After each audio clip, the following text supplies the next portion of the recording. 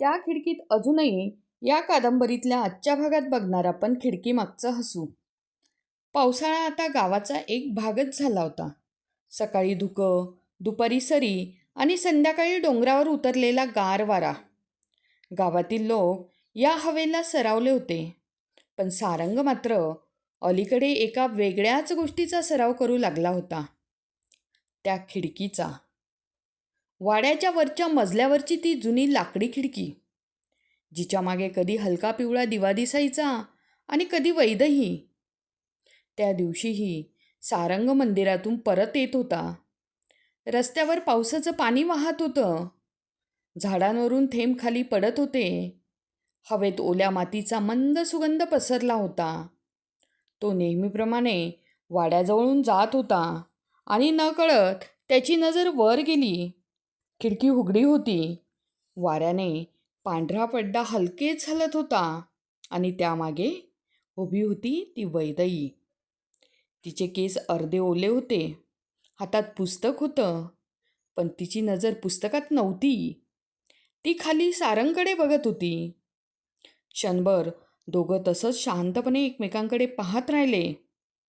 ना आवाज, ना शब्द, फक्त पावसाचा मंद स्वर. आणि मग वैदही हलकसं हसली. ते हसू फार मोठं नव्हतं, पण इतकं निरागस आणि शांत होतं की सारंगच्या मनात एक उबदार लहर पसरली. तो नकळत थांबला. वाऱ्याने पुन्हा एक पडदा हलला. वैदईचे डोळे त्या क्षणी खूप काही बोलत होते.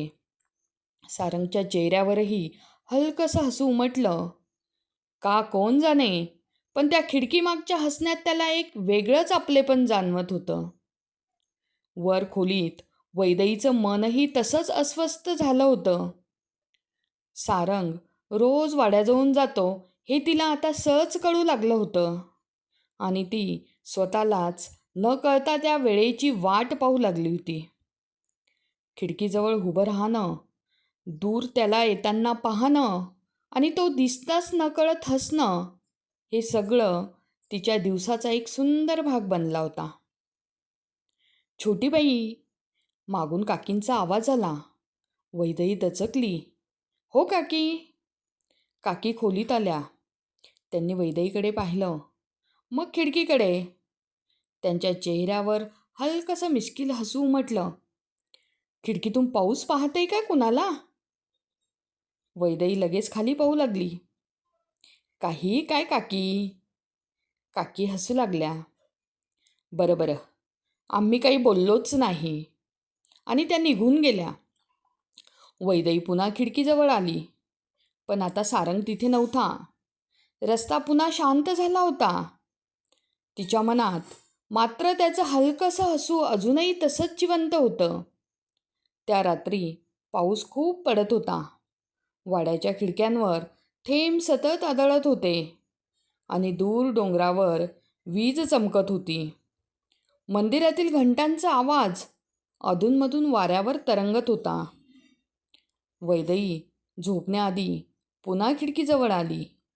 खाली संपूर्ण गाव अंधारात हरवलं होतं. फक्त दूर डोंगर पायथ्याच्या वसाहतीत काही छोटे दिवे दिसत होते. त्यांच्यातला एक दिवा अजूनही जागा होता. तो म्हणजे सारंगच्या घरचा. वैदईच्या ओठांवर पुन्हा हलकंसं हसू उमटलं आणि त्या रात्री दोन वेगवेगळ्या घरातून दोन मनं नकळत एकाच विचारात हरवली होती. हा होता आपला आजचा भाग. उद्याच्या भागात बघणार आपण डोंगरामागचा सूर्य. आणि ते ऐकण्यासाठी आपल्या चॅनलला लाईक आणि सबस्क्राईब करा.